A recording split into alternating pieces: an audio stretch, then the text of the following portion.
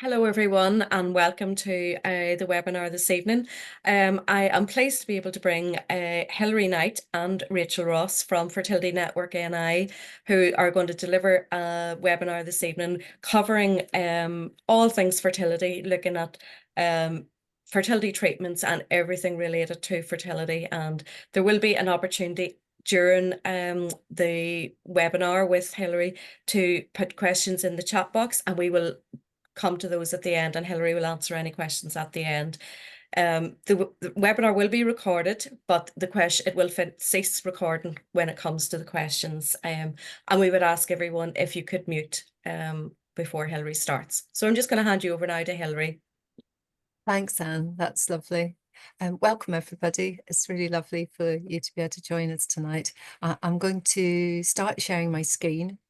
So if you just bear with me one short moment. And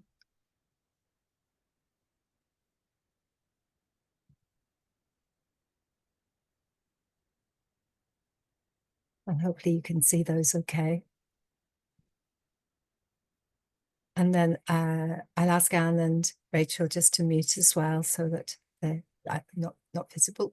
And so hopefully then you'll all be able to see things tonight. If you're having any trouble seeing more than one of me at the top of the screen, you can also minimize the speaker view so that you can just see the slides, and then that's great because you won't need to see me. So welcome. Rachel and I work with Fertility Network in Northern Ireland. We are the Northern Ireland team.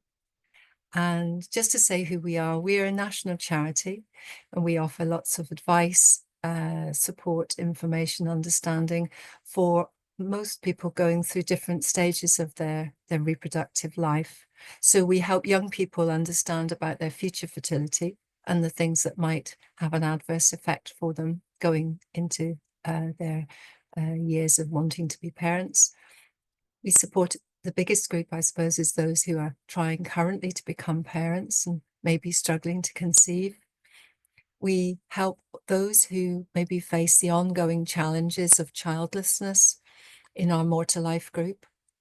And perhaps they've had fertility treatment that hasn't been successful, or they maybe just never managed to have children for other reasons. And we also support those who maybe are successful after their fertility issues. And that's our ACE Babes group. And the last area that we work in is our Fertility in the Workplace initiative, which I'll tell you more about a little bit later on. So just starting out, I thought I'd test you out with a few myths or truths, and you can see what you think about these. One of the common ones we hear is that infertility isn't a common problem. No, not many people have that. Actually, 1 in 6 couples struggle to become parents, and that's a global figure. So we know that affects over the whole of the UK, maybe up to 3.5 million people. Here's another one for you.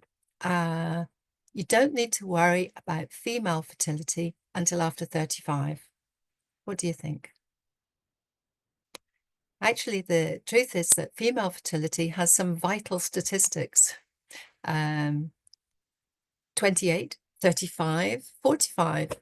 So by 28, fertility has begun to decline, surprisingly. By 35, fertility is already dropping steeply. And by age 42, fertility is low. People will report having a low ovarian reserve.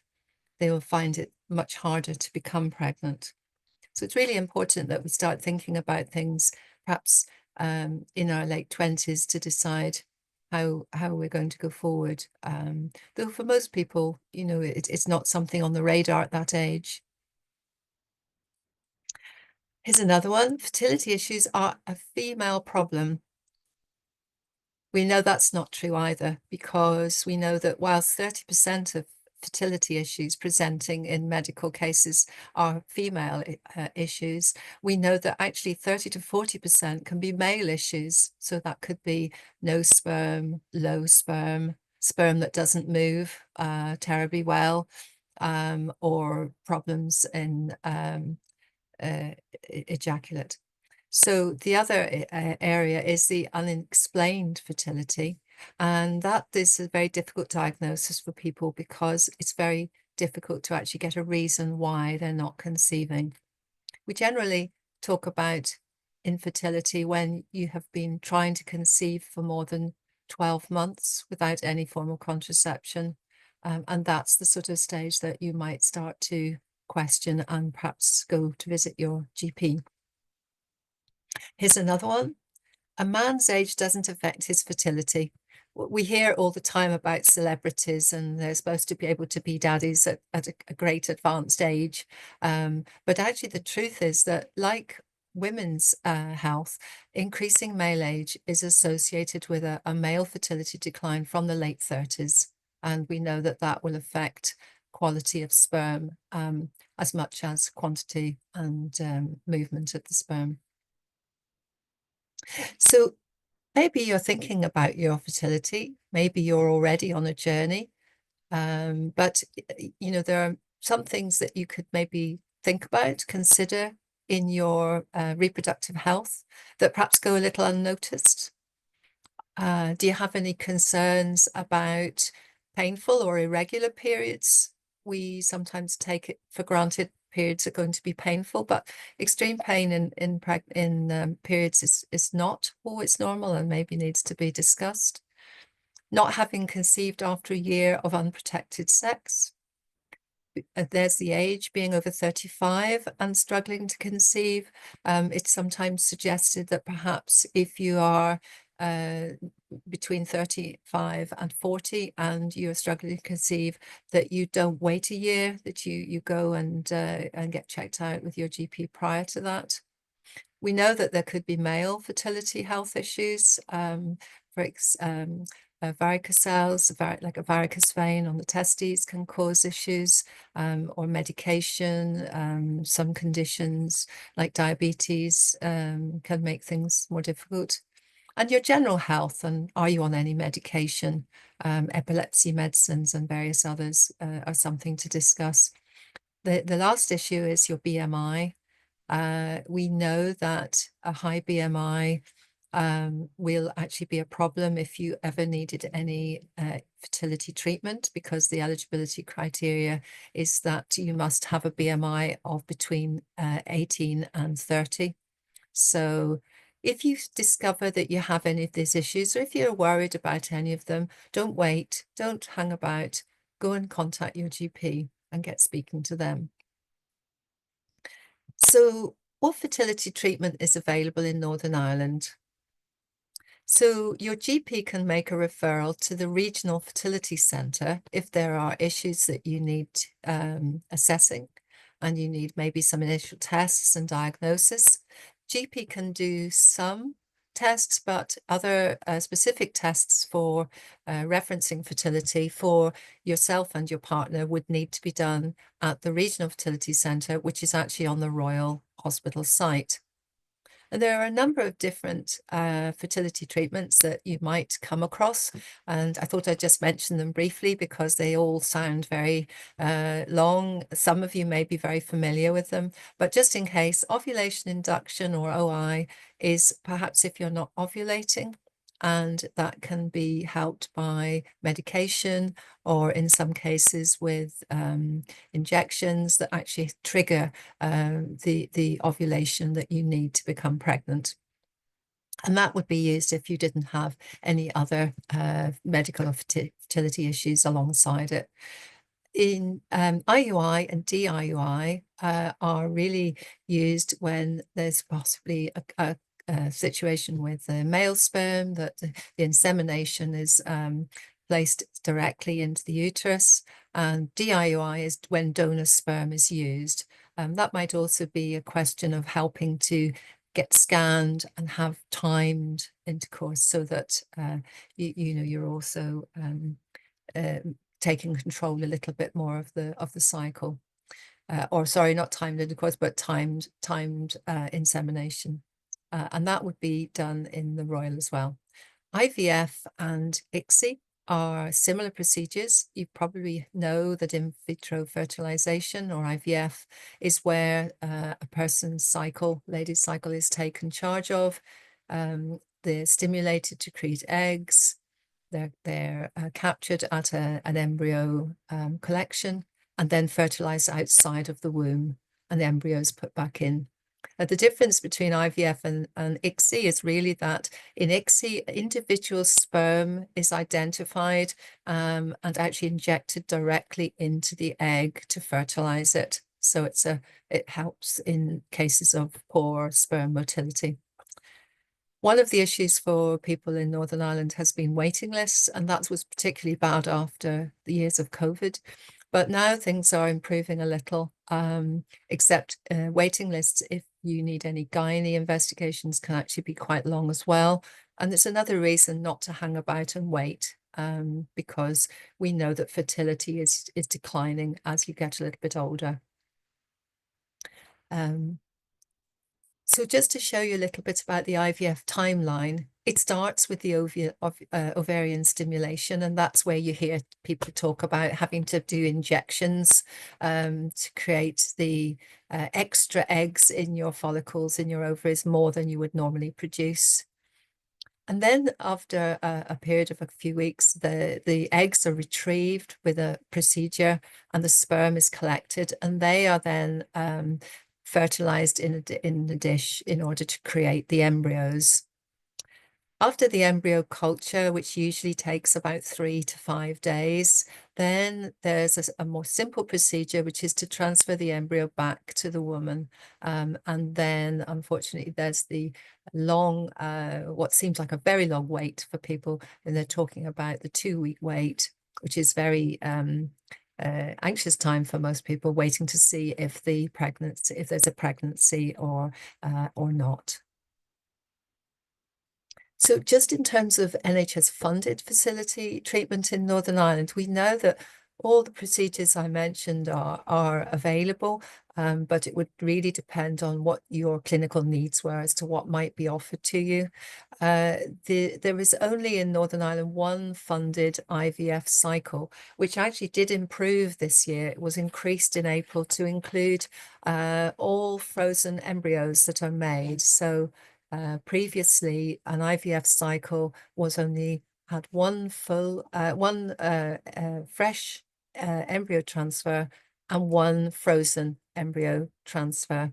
But now, unfortunately, we've been working with the Department of Health for some time. They have increased that to one full cycle. Having said that, NICE guidelines recommend 3 full cycles, and many parts of the UK don't offer that. Scotland is probably the only area that has that full recommendation.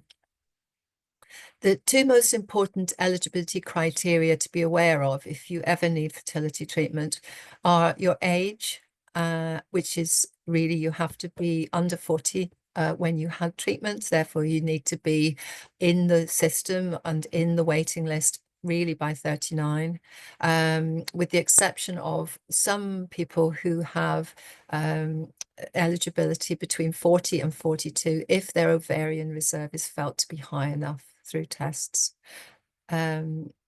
So again, when fertility is dwindling from 35 and the cutoff for treatment is 40, we can see why it's very difficult if you suddenly discover that you have difficulty conceiving, later in your late 30s. The BMI, as I've mentioned, is a fairly strict criteria, and there is a cutoff at 30. So it's very important just to keep control of weight if you're needing treatment. And the good news is that now the eligibility includes same-sex female couples and single women, and they are able to go through to their GP and get a referral, and they'll be triaged and hopefully be eligible for treatment at the clinic. If you're not eligible for NHS fertility treatment, either because of your age or your BMI, you do have an option in Northern Ireland. There are 3 good private fertility clinics, one including some private work at the Regional Fertility Clinic, and also then in OVO and Belfast Fertility. The thing about IVF is that it is successful. The success rates really depend on the age at which you undertake the IVF. And we know that for the people who are under 35, the success rates are so much higher, but that as your age range increases, you are really reducing your success rates likely with your own eggs and sperm through IVF. And indeed, only 12% are successful in that 40 to 42 age range. So I wanted to talk a little bit tonight about what the impact is of infertility. We've actually been talking a lot about this and in the news today, because we know that there is an emotional impact, a social and financial impact, and it is something perhaps in the workplace to understand as well. So we know that infertility is a medical condition defined by the World Health Organization, and that trying to have a family is a major life event. In terms of well-being, the reality of infertility is that there can be trauma. 75% said having treatment affected their day-to-day work, and 18% of women reduced their hours or resigned as a result of going through an infertility journey. The physical impact of treatment sometimes has a difficulty for people.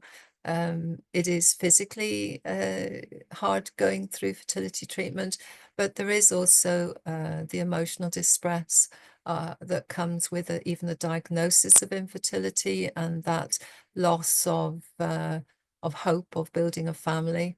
And for some people, they experience miscarriage, baby loss. And we know that happens in the general population too. But if you have really struggled and had to have treatment to become pregnant, loss at that stage is even more impactful.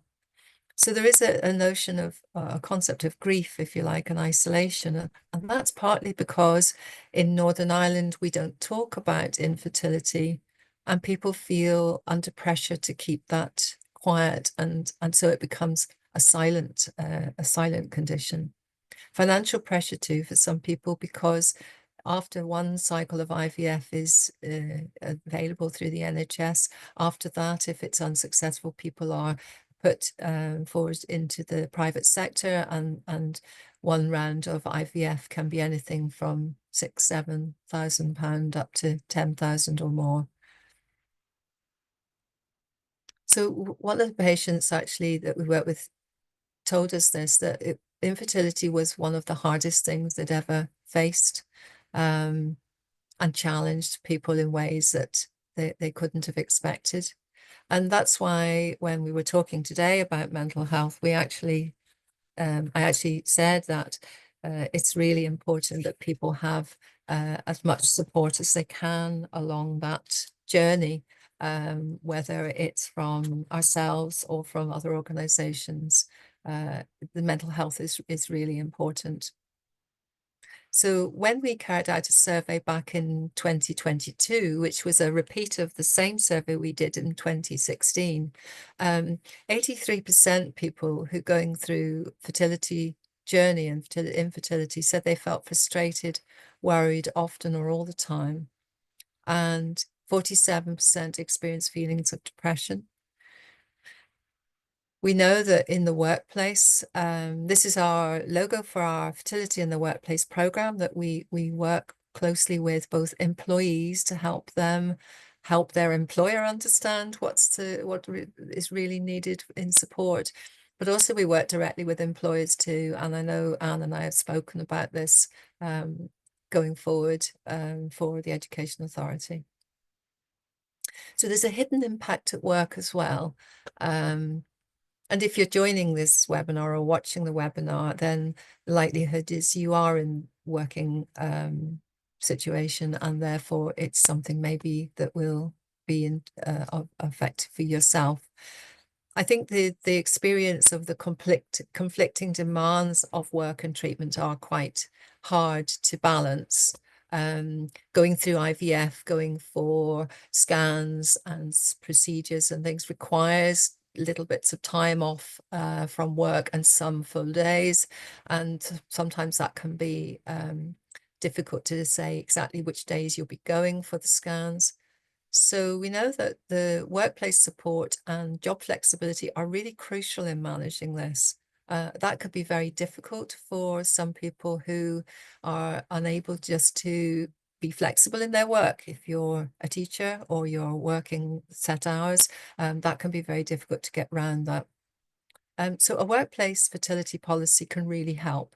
And that's where there, especially in a large organization, that there's a coming together of the policy, which means that line managers can interpret that in the same way with a consistency.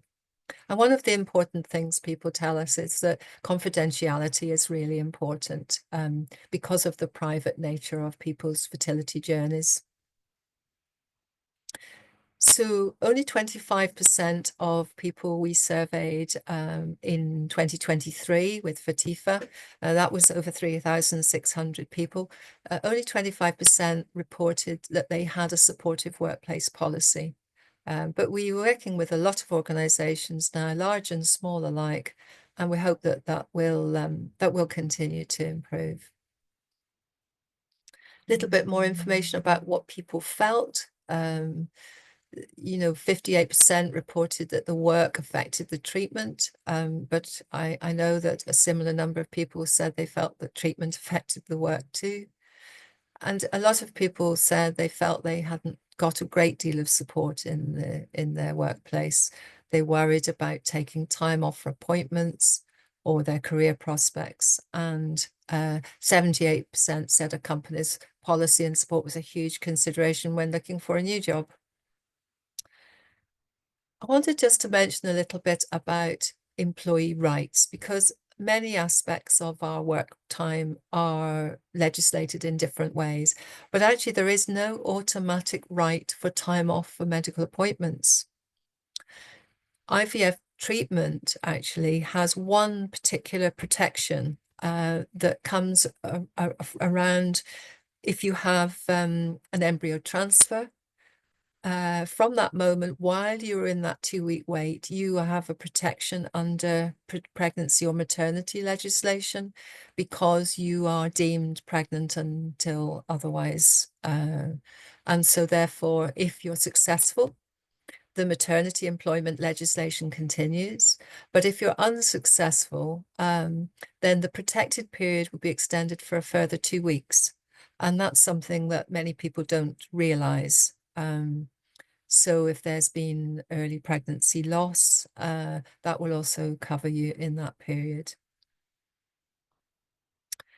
So the things that can really help in supporting in the workplace, I think one of the first and most important things is a sort of understanding in the amongst colleagues and managers and within the organization about fertility treatment, what it involves, what the triggers might be, and the distress that people go through when they're struggling with their fertility.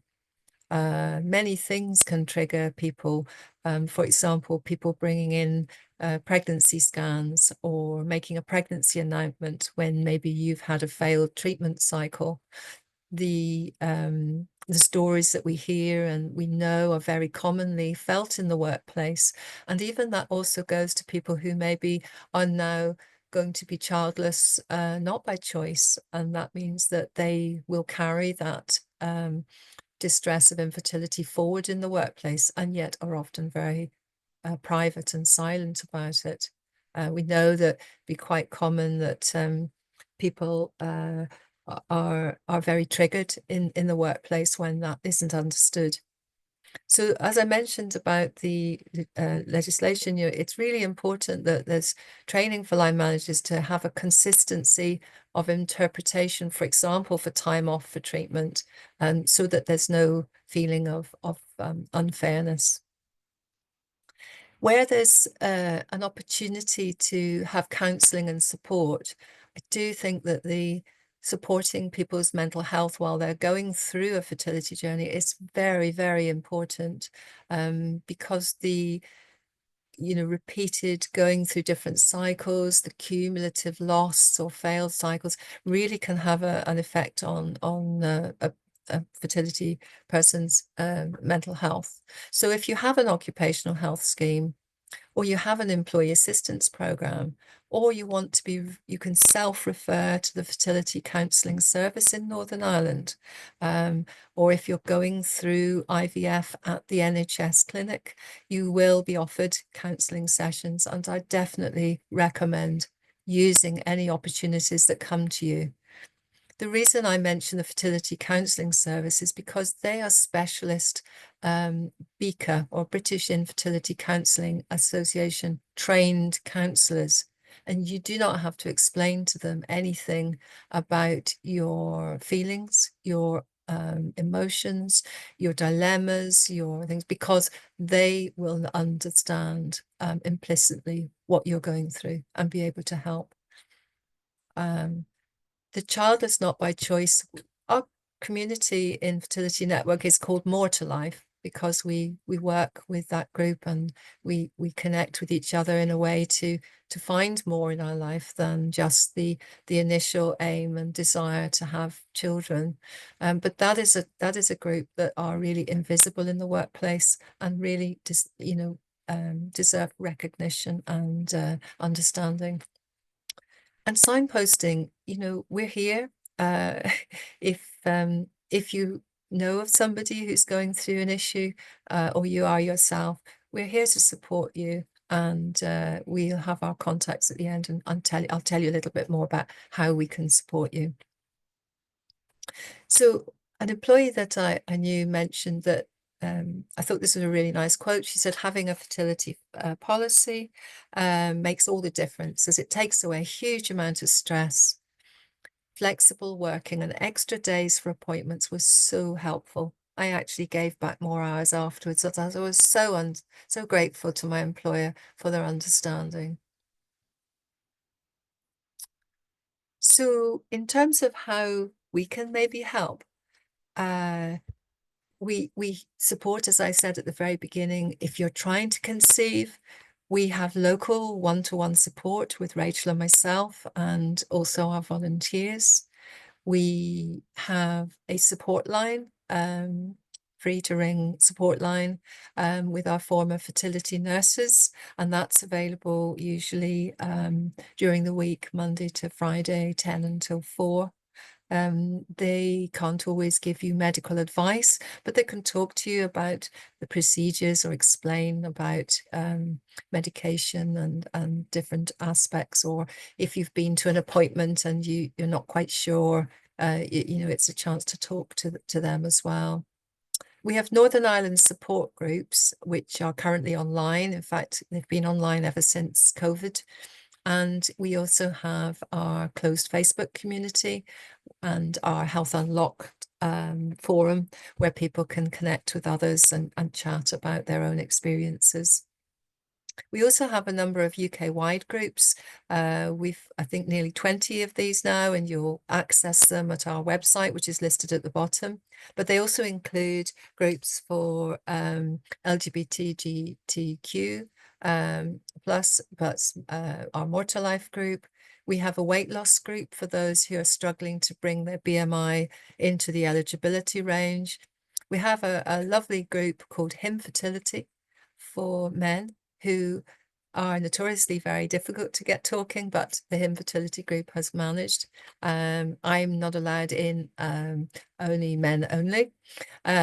Secondary infertility is for those people who maybe have had one child naturally, but then when they maybe have, after an interval, they go to try again, and maybe something is just not working for a second child. And that can be very distressing when you've already had a child and then maybe something has happened. Perhaps your age is older or some other condition that's crept in there. We know increasingly that we do see quite a few people of 40 and over. We have a special group to support them because this is usually requiring slightly different support. And we know that success in that age group is a lot lower. And we support pregnancy loss and also a pregnancy after infertility, which is called our Ace Babes group. So if you want to take a note of our website, you can find many webinars, in fact, catalogued for you to watch, which will cover a real range of both medical and well-being topics. We've also a lot of fact sheets and other stories about people's journeys that may help you. Our More to Life group, or our Moving On from Treatment group, are really for those people who are maybe coming perhaps to an end of their treatment, not sure really about how to explore options. They may want to join the Moving On from Treatment group to explore adoption or fostering, or using donor conception, perhaps. Or they may be just looking for support as they make the decision to end treatment going forward. And our More to Life support groups in Northern Ireland, the UK, are very different sort of groups. They're very sociable. We've done a lot of crafting, creative things, journaling, mindfulness, and they are really about supporting people who feel invisible in the society and want to meet with others who also have no children going forward. Again, our support line is there for people who want to talk. And we also have a really fantastic app that we developed in co-production with Cardiff University. It's called My Journey. And the My Journey app is really a great opportunity to explore all those feelings about how you might think about moving on from treatment. This is our little leaflet about More to Life and moving on from treatment. Again, with the information. And if anybody wants any of this information, you can also email us after the webinar. Our details will be in the last slide. We'll be happy to send details on to you. So in fact, this next slide is a little bit about the My Journey app. Adjusting to the reality of not having the children you wished for can be a challenging process, akin to that of grieving. My Journey is a research-based app that supports those who cannot fulfill their wish for children, providing information, tools, and guidance that help navigate through the difficult emotions that accompany this time. To find out more, please visit myjourney.pt.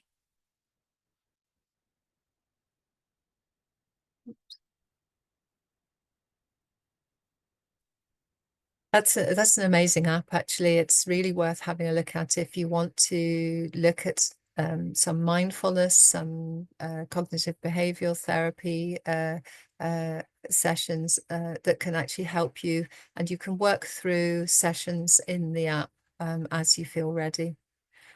So our third and last session for tonight group is our support for parents after a fertility journey. We know that actually that because people have a lot of difficult situations that arise during their journey, that even when they have the child that they so long for and achieve their dream of parenthood, the trauma, the distress doesn't always go away. And that can create anxiety for people who become parents after a fertility journey. Equally, I know that some men have told me that their wives received a lot of support after difficult issues, distressing events during a fertility journey, but they didn't. And I think it's really important that men or partners are both supported well during parenthood. So we have a lovely group called Ace Babes and they meet up sometimes with their children at play areas, and they connect with each other online.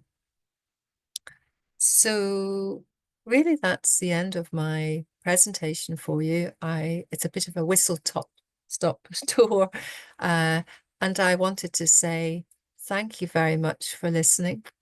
And if you want to put any questions into the chat, unfortunately, if you're watching the recording of this, that facility won't actually be available. And our contact details for both myself and Rachel are on the screen now for you. If you want to take a screenshot of that and contact us, we'd be very happy to be in contact with you and help you on your journey.